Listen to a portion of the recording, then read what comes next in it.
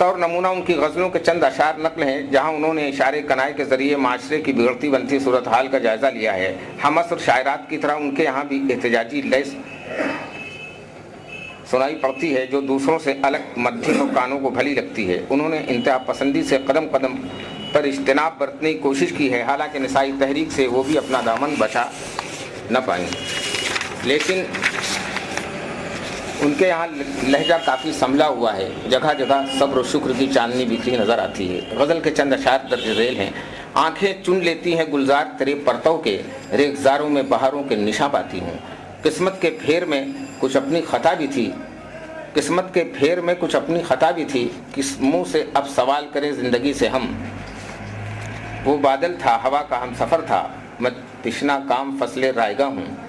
आँखों से ख्वाब छीन लिए रोज़गार ने, आप पहुँचे कितनी दूर तुम्हारी गली से हम।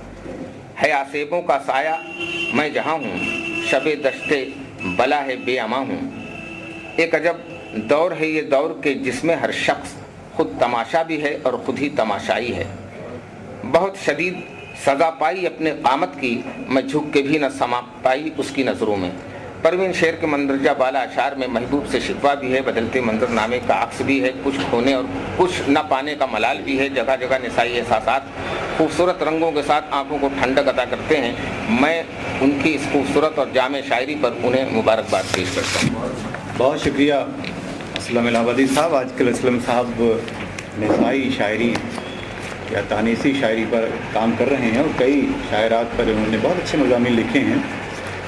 मैं इससे पहले कि मोहतरमा और मेहमान खुशी को ज़हमत दूं, दो छोटी छोटी नज़में मैं भी इनकी पेश करके और फिर इनको ज़हमत देता हूं। लेकिन उससे पहले जो इन्होंने किरचियाँ जन्म लेने की वजूहात बयान की हैं वो बहुत खूबसूरत मज़मून है इनका, मुझे बहुत पसंद आया। 3 सतरें उसकी सुनाता हूँ आपको, जो ये नहीं सुनाएंगी, ज़ाहिर कि वक्त कम है। कि सुनिए हज़रात। तपती हुई धूप में 8 साला बच्ची मेरी एयर कंडीशन कार साफ़ करने लगी ताकि शाम का खाना खा सके। मैंने उसके नौखेज़ चेहरे पर बूढ़ी थकी हुई आंखें देखीं जहां शरारत की जगह हसरतें थीं।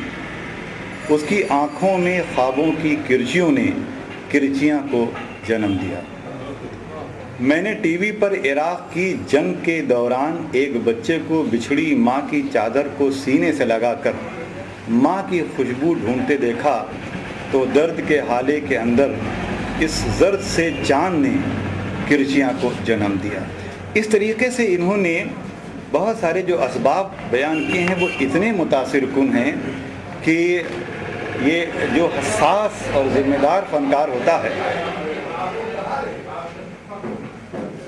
जो उन्होंने नज़्म कही है वो, और एक छोटी सी नज़्म और उसके बाद फिर हम मेहमान को सुनेंगे कि 4 सू फैले हुए मौत के गहरे साए। वो बात जो मैंने रंग वाली कही थी, मुसव्वरी वाली, उसको भी जहन में रखिए कि नज़्म भी है और मुसव्वरी भी है।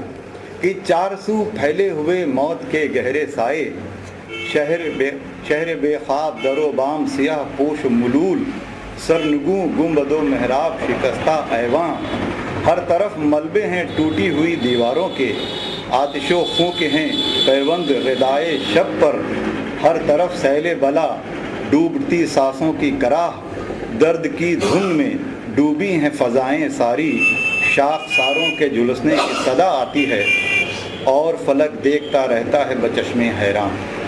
नहीं, इराक़ का जो लहू लहान मंजर है उसको इन्होंने किस तरीके से, और उसके बाद ये देखिए कि आमतौर पर हम लोग यहाँ बैठकर ये सोचते हैं कि मगरिब में जो लोग इक़ामत पज़ीर हैं वो मादी आसाइशों से माला माल हैं, लेकिन हो सकता है सच भी हो, लेकिन उनके अंदर जो एक और कर्ब है जो उन्हें जीने ही नहीं देता, और वो है उनकी अपनी मशरक़ियत, अपनी तहज़ीब, अपने ज़बान और कल्चर से लगाव।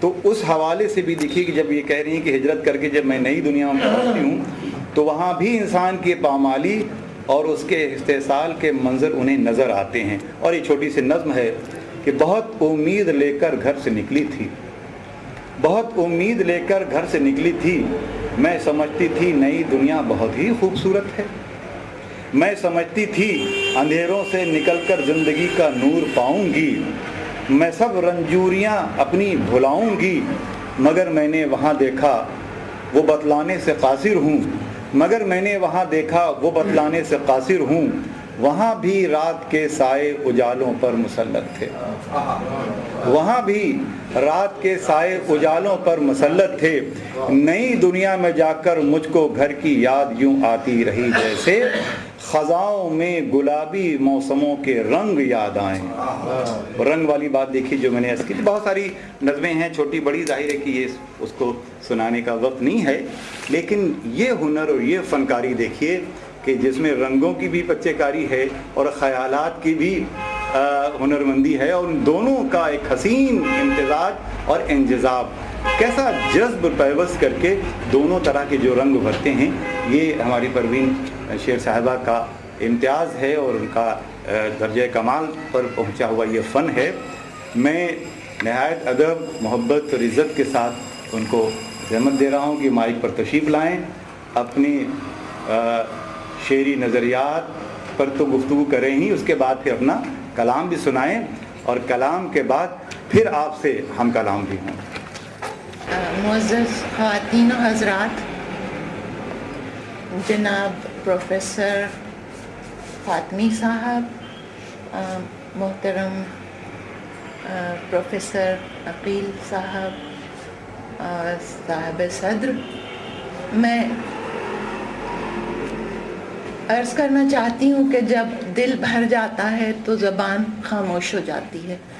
اس وقت میری یہی کیفیت ہے۔ آپ لوگوں کی، خاص کر فاطمی صاحب نے جو مجھے عزت دی ہے، اور اس شہر میں جو محبتیں مجھے ملیں، اور آپ سبوں نے جو اتنی زحمت فرمائی ہے، ان سب کی، اس خلوص کی یادیں میں اپنے آنچل میں سمیٹ کر 7 سمندر پار لے جاؤں گی، اور اس کی خوشبو مجھے وہاں محفوظ کرتی رہے گی۔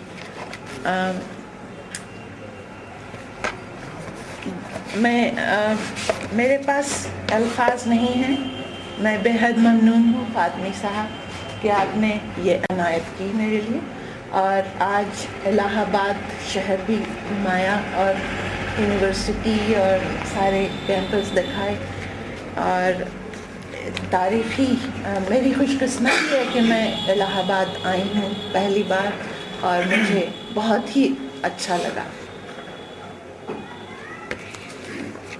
پہلے میں چند الفاظ یہ عرض کرنا چاہتی ہوں کہ میری جو کتاب ہے، آج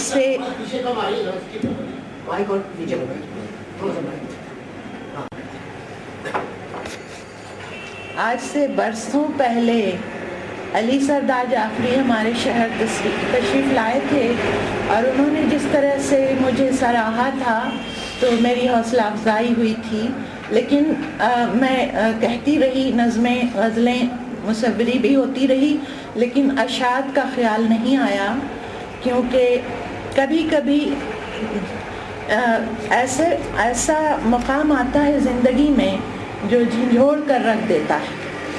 میرے ساتھ ایسا ہی ہوا جب میں نے ملکوں سفر کیا، اور بچوں کو چائلڈ لیبر جب میں نے دیکھا تو مجھے یہ احساس ہوا کہ میں سو رہی تھی، ایک مجھے احساس ہوا کہ میں جاگ گئی ہوں، اور جو کچھ بھی تھوڑا سا فن ہے اس کے ذریعہ میں اگر ایک بچے کو بھی ہنسا دوں تو میری زندگی کا مقصد پورا ہو جاتا ہے۔